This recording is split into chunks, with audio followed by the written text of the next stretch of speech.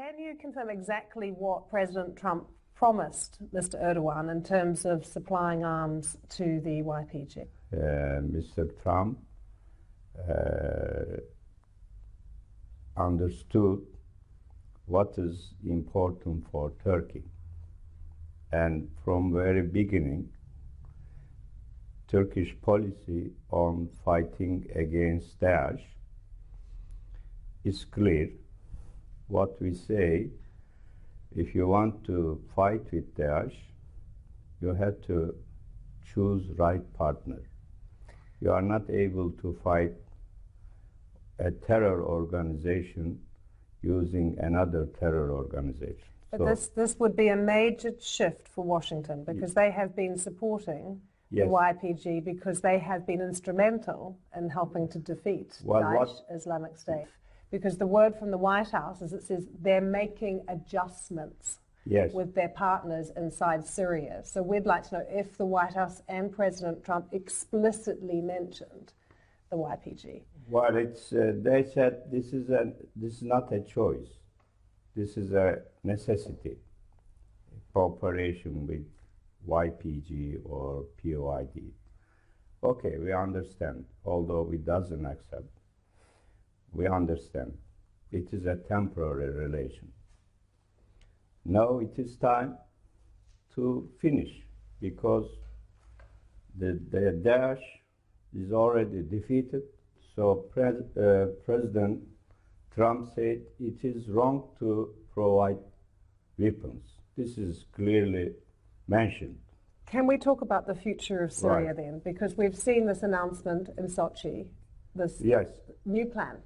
Yes. Now this plan sees President Assad staying in power.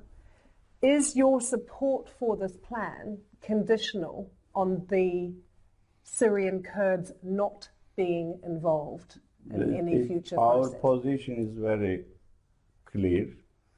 Any group involved in terror activities cannot be included. Can we return to the phone call between President Erdogan and President Trump? We all wish we could have listened into that phone call. I wonder if they discussed, or if it has been made public, whether they discussed the extradition of Mr. Gulen.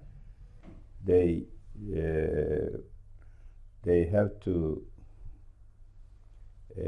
take some measures for extradition, because we submitted all necessary proofs and documents. Did you submit evidence to the US showing that he was linked to the coup attempt? Yes. It is, for us, it is obvious. We have no hesitation. We have no doubt about it. You will have heard the criticisms before of the tens of thousands of people who have been rounded up and put in jail, of the many people in the judiciary and other areas, academics who have lost their jobs.